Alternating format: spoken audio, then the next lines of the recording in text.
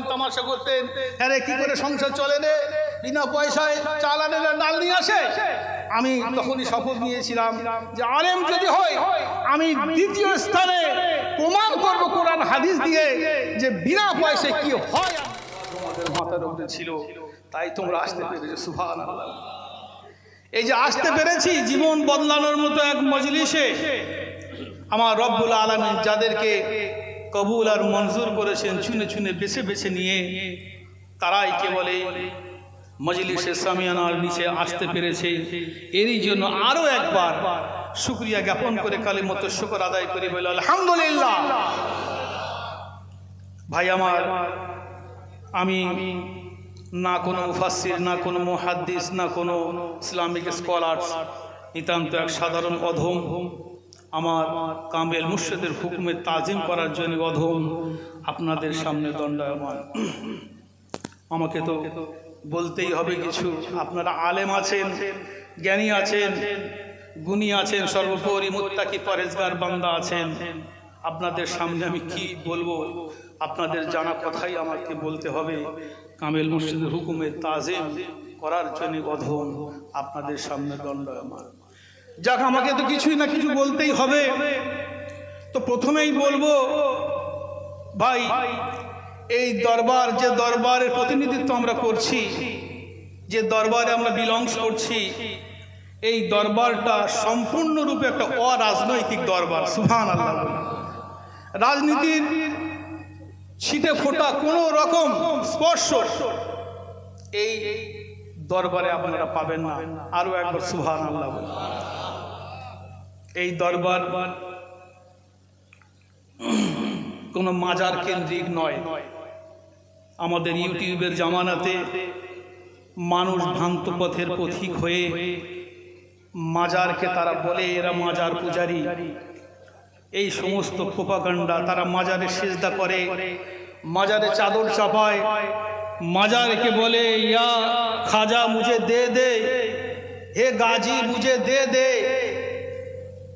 এই সমস্ত শিরকি গুমরাহি এই দরবার সম্পূর্ণরূপে মুক্ত। সুবহানাল্লাহ। এই দরবার মাজার কেন্দ্রিক নয়, এই দরবার আল কোরআন এবং হাদিস কেন্দ্রিক। সুবহানাল্লাহ। এই দরবারে আমার কামেল মুর্শিদ হলেন সর্বে সর্বা। তিনি বাগমারি দরবার থেকে, হুজরা মুবারক থেকে তিনি মনিটরিং করেন কোথায় কোন স্কুল মজলিস হচ্ছে, কোন আলেম সেখানে যাবেন, কেমন তার চরিত্র হবে, সে কেমন বয়ান করবেন, তার বক্তৃতার লিমিটেশন সেখান থেকেই নির্ধারিত হয়। সুবহানাল্লাহ। সেই কামেল মুর্শিদ আল্লামা আজম গাছি রহমাতুল্লাহ আলাইহি, তানার চরিত্র শুনলে আমরা পাগল হয়ে যাব। এই বর্তমান জামানাতে কামেল মুর্শিদ দাবিদার হাজারো মানুষ আছে, তারা কামেল মুর্শিদ দাবিদার দাবি করে বিল্ডিং বালাখানা বানায়, আর আমার কামেল মুর্শিদ বিল্ডিং বালাখানা এমনকি জমিদারি ত্যাগ করে তিনি ফকির হুজরা মুবারক নিয়ে নিলেন। সুবহানাল্লাহ। তিনি লিখে দিলেন হুজরা মুবারকে, লিখে দিলেন নিজের কলমে লিখে দিলেন, বিনা পয়সায় দিন দুনিয়ার শান্তি ও মঙ্গল রুহানি তারাক্কির উপায়। সুবহানাল্লাহ। তাহলে এই দরবার সম্পূর্ণ ফ্রি অফ কস্ট, অর্থাৎ বিনা পয়সায় এখান থেকে মনিটরিং করা হয়। সমস্ত কিছু মজলিস, সমস্ত আলেমগণকে নির্দেশ দেওয়া আছে, বাবা তোমরা বিনা পয়সায় আল্লাহ, আল্লাহ রসুল এবং সাহাবীদের পথেই তোমরা ইসলামকে আগিয়ে নিয়ে যাও। সুবহানাল্লাহ। আমরাও ঠিক একই পথেরই পথিক, তানারই অনুসারী।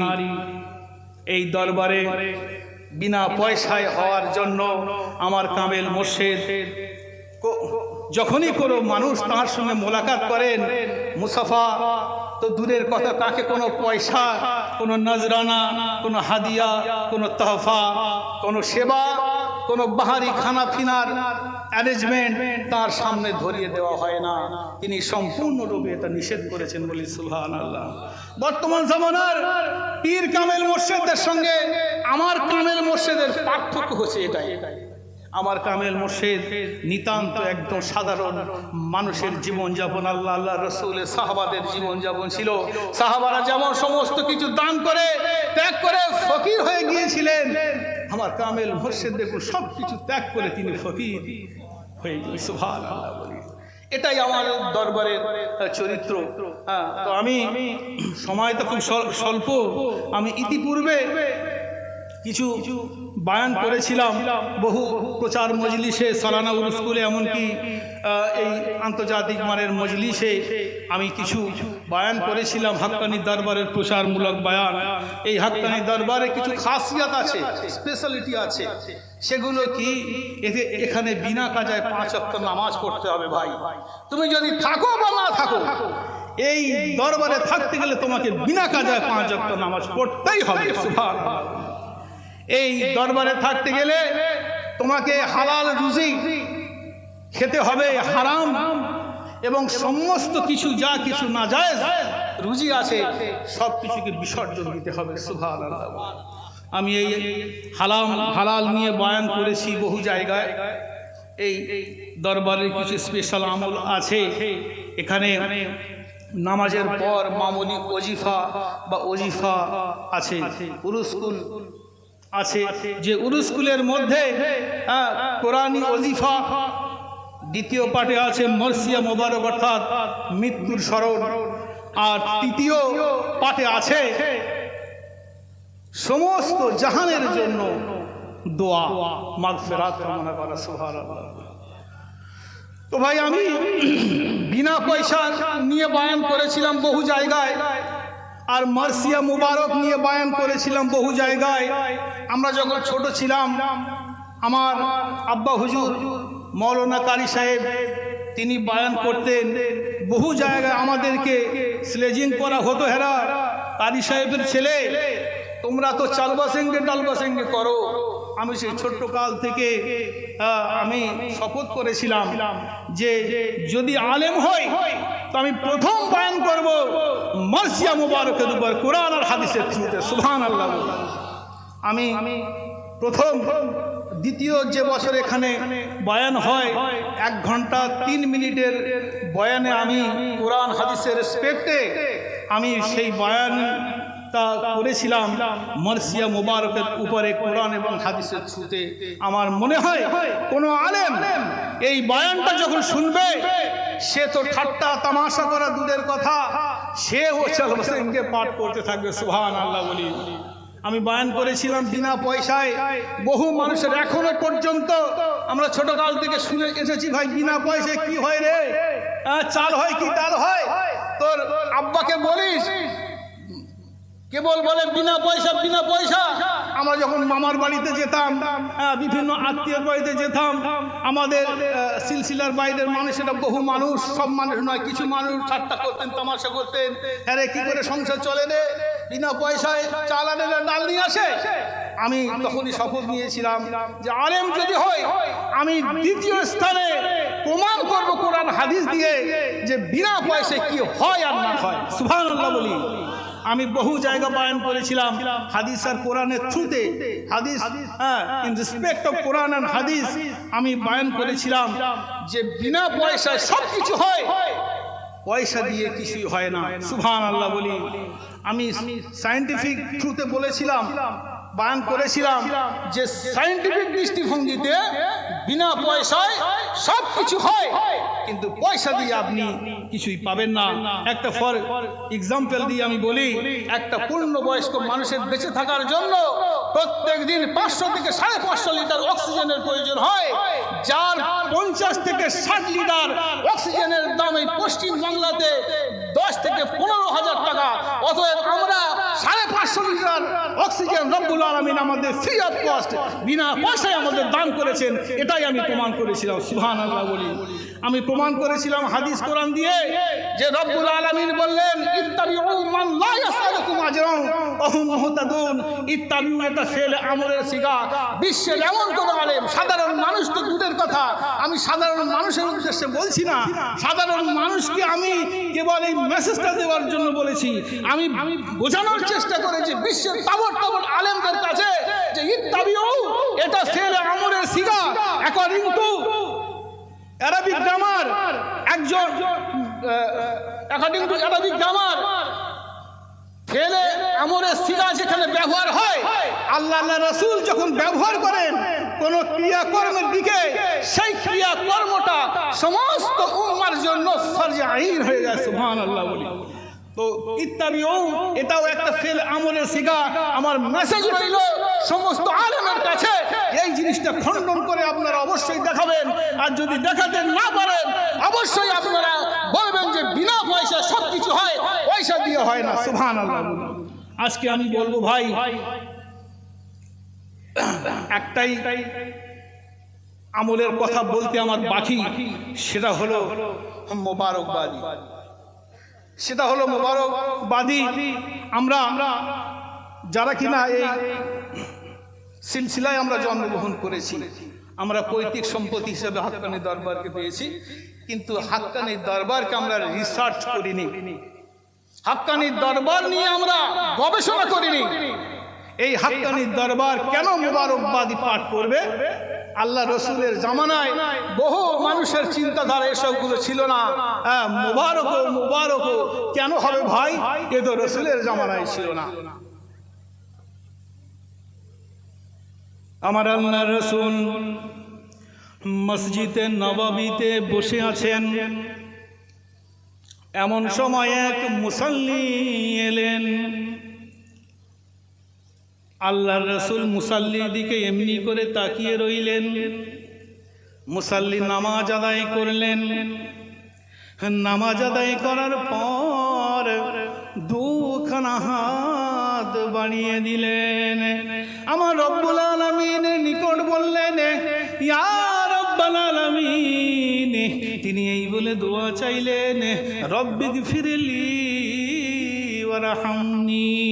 ওগো রব্বুল আলামিন, আমাকে তুমি ক্ষমা করে দাও, ওয়ারহামনি, এবং আমার প্রতি তোমার রহমতের ভান্ডার থেকে রহমত বর্ষণ করো।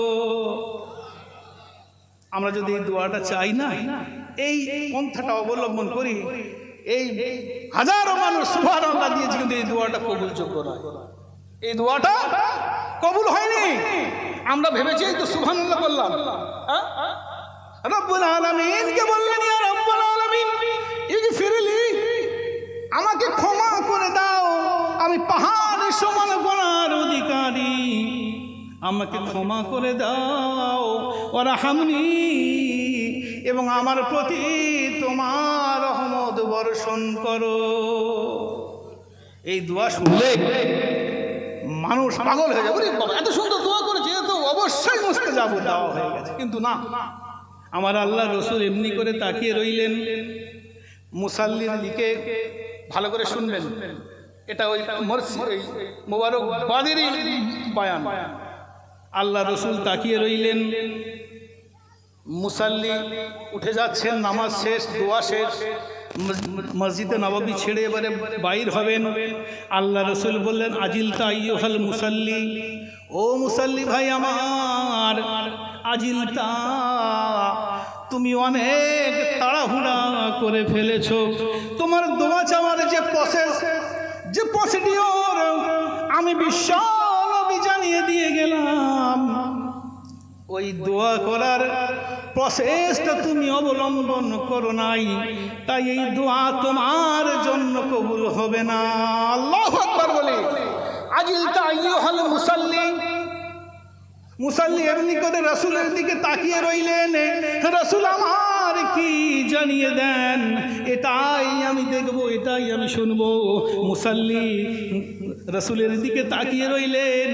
আল্লাহ রাসূল এবার জানিয়ে দিলেন, ও আমার সাহাবা, তুমি কেমন করে দোয়া চাইবে তবে শুনে নাও। ইজা সাল্লাইতা, যখন তুমি নামাজ আদায় করবে অর্থাৎ দোয়া চাওয়ার পূর্বে তোমার 2 রাকাত নামাজ আদায় করা দরকার।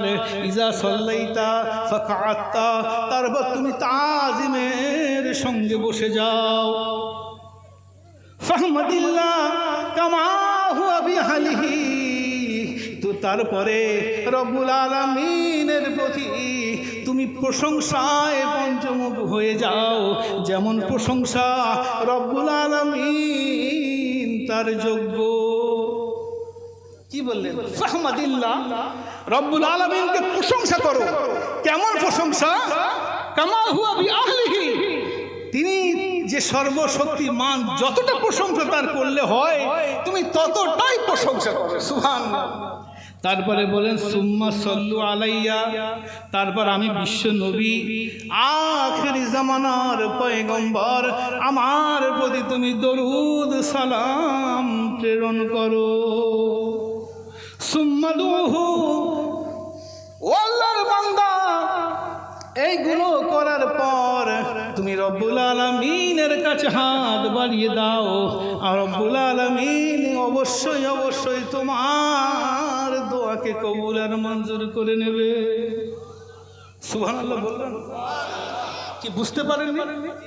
ইজা সাল্লাইতা, যখন নামাজ আদায় করবে, নামাজ আদায় করে নিলাম, আমার কামেল মুর্শিদ বললেন বাবা যখন মজলিসে বসে যাবে 2 রাকাত নফল নামাজ আদায় করে নেবে। সুবহানাল্লাহ বলি। ফাকাআতা, তাজিমের সঙ্গে বসে যাও। হাজার হাজার মানুষ 2 রাকাত নামাজ আদায় করে তাজিমের সঙ্গে বসে গেলেন। মিলছে? ফাকাআতা সুম্মা ফাহমাদিল্লাহ, রব্বুল আলামিনের প্রশংসায় পঞ্চমুখ হয়ে যাও। এখানে আমাদের কি পড়া হয়? তাসবিহ, তাহলিল, তাহমিদ, তাকদিস, সূরা ইখলাস, ফালাক, নাস, রাসূলের প্রতি দরুদ পড়া হয় না?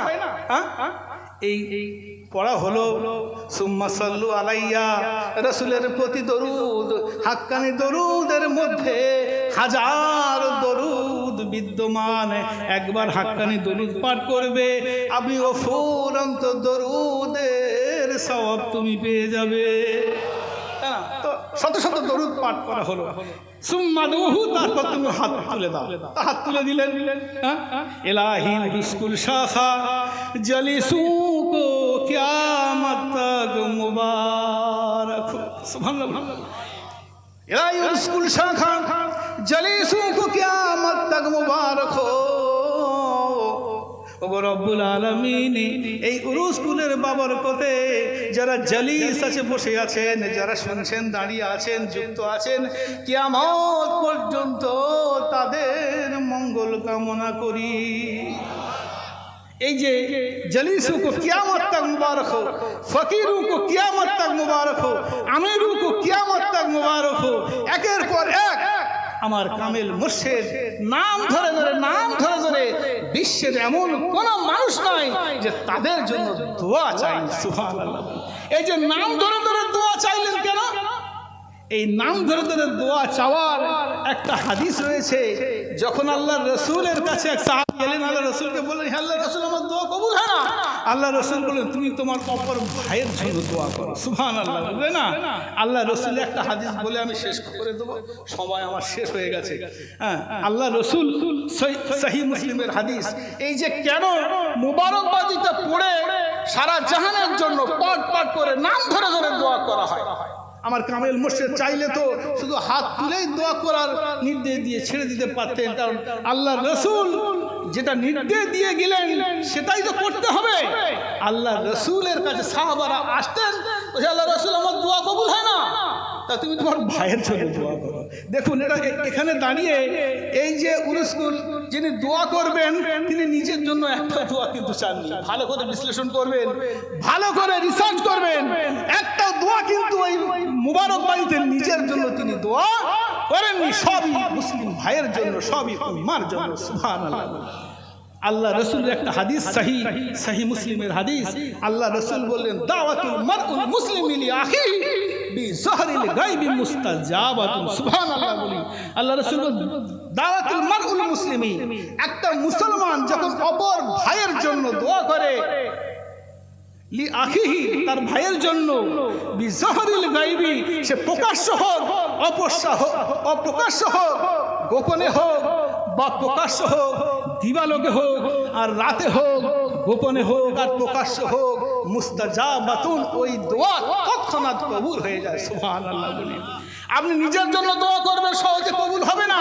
আল্লাহ রাসূল বলেন তুমি তো অপর ভাইয়ের জন্য দোয়া করে দাও, ওই দোয়া মুস্তাজাবাতুন। এর কারণটা কি? আল্লাহ রাসূল বলতেন ইনদার রাসিহি, তার মাথার নিকটে মালাকুল মুয়াক্কালু, একটা নির্ধারিত ফেরেশতা থাকে, কুল্লু মান দালি আখিহি, যখন সে তার অপর ভাইয়ের জন্য দোয়া করে, নিজের জন্য করেন না, ওয়ালাল মালাকুল মুয়াক্কালু বিহি আমিন ইয়া রাব্বুল আলামিন ওয়ালাকা বিমিসলিন আমিন। হে রাব্বুল আলামিন, তোমার এই বান্দা, তোমার এই খাস বান্দা নিজের জন্য দোয়া চাননি, এটা অপর মুসলমান অপর ভাইয়ের জন্য দোয়া চেয়েছে। রব্বুল আলামিন আমি এর জন্য স্পেশালি হাত তুলে দিলাম, ওই দোয়াটা শুধু ওর নয়, এর জন্য আগে কবুল আর মুস্তাজাব করে দেন। সুবহানাল্লাহ। এই সম্ভবত আমার কামেল মুর্শিদ এই হাদিসের রেসপেক্টে হয়তো এই মোবারকবাদিতা তিনি নাম ধরে ধরে অপর মুসলমান অপর ভাইয়ের জন্য তিনি দোয়া চান। গরিবও কো কিয়ামত তাক মুবারক হো, যখনই আপনি বলবেন আমার মাথার নিকটে মালাকুল মুয়াক্কাল, তিনি বললেন ওয়ালাকা বিমিসলিন আমিন, হে আল্লাহ গরিবের জন্য মুবারক কামনা করেছে, এর জন্য আগে মুবারক কামনা করো। সুবহানাল্লাহ। ইলাহি যখন বলেন ফকিরু কো কিয়ামত তাক মুবারক হো, আমিরু কো কিয়ামত তাক মুবারক হো, শহীদু কো কিয়ামত তাক মুবারক হো, শরীফু কো কিয়ামত তাক মুবারক হো, প্রত্যেকটার ক্ষেত্রে এই মালাকুল মুয়াক্কাল নির্ধারিত ফেরেশতা আল্লাহর কাছে হাত তুলতেই রইলেন। হে আল্লাহ, তোমার এই মাহবুব বান্দা নিজের জন্য দোয়া চাননি, অপর মুসলমানের জন্য দোয়া চেয়েছেন, এই জন্য আগে আমি এরই জন্য দোয়া চাচ্ছি, আগে এই মঙ্গল কামনাটা এই ব্যক্তির আপনি করুন। সুবহানাল্লাহ। সময় শেষ হয়ে গেছে, বিস্তারিত যদি কোনো সময় পাই মুবারকবাদ সম্পর্কে হাদিস আর কোরআনের রেসপেক্টে বিস্তারিত আলোচনা করবো, সেই তৌফিক যদি দেয়। আমা তৌফিক ইল্লা বিল্লাহ। একবার বলার মধ্যে ভাষার মধ্যে আমার যদি কিছু ভুল হয়ে থাকে ক্ষমা করে দেবেন। আর আমি যা এলমিয়াতের দিক থেকে বলেছি, ভুল যদি আমার হয়ে থাকে, আমার উস্তাদ সম মানুষেরা যদি কিছু ভুল ধরে থাকেন অবশ্যই আমাকে ভুলটা জানিয়ে দেবেন, আমি শুধরে নেব। আর যদি সত্যিই বলে থাকি তাহলে আমরা মোবারকবাদিটা অবশ্যই ভাই পড়তে হবে। দোয়ার সবচেয়ে বড় শর্ত অপর কোনো